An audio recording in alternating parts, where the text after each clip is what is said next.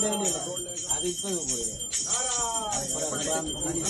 பிள்ளையார கலட்டி பிள்ளையார் கண்டு போட்டாட்டம் பிள்ளையார் பிள்ளைக்கு போகும் நம்ம அழைச்சிட்டு தள்ளி விடுங்க.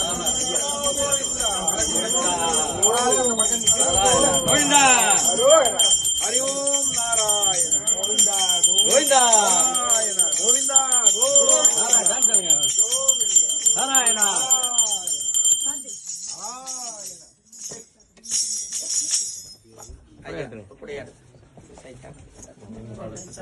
நாரத மகரிஷி கைலையங்கிரிக்கு வந்திருக்கின்றார்.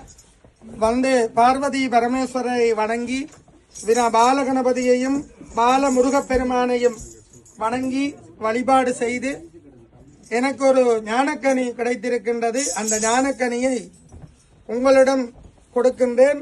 நீங்கள் அதனை உண்டீர்களாக இருந்தால், சாப்பிட்டீர்களாக இருந்தால் உலகத்துக்கே நன்மை பயக்கும் என்று சொல்லி நாரத பெருமான் இறைவனிடம் அந்த ஞானக்கனியை வழங்குகின்றார்.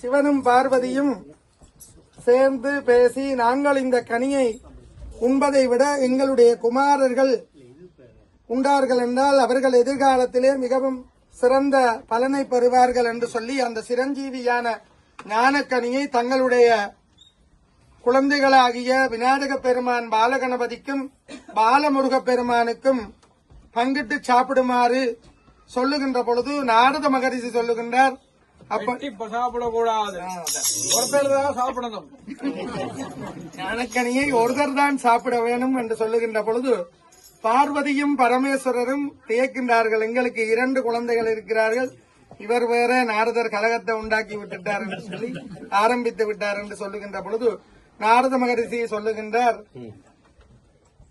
யார் இந்த 3 உலகங்களையும் முதலிலே சுத்தி வருகின்றார்களோ அவர்களுக்கே இந்த பழத்தை கொடுக்கலாம் என்று சொல்லி கணபதிக்கும் முருகனுக்கும் ஒரு போட்டி வைத்து அந்த போட்டியிலே வெல்கின்றவர்களுக்கு இந்த ஞான பழத்தை கொடுக்கலாம் என்று நாரத மகரிஷி மொழிய விநாயக பெருமானும் முருகப்பெருமானும் அதற்கு உடன்பட்டு உடனடியாக முருகப்பெருமான் தனது மயில் வாகனத்திலே ஏறி 3 உலகங்களையும் சுத்துவதற்கு புறப்படுகின்றார்.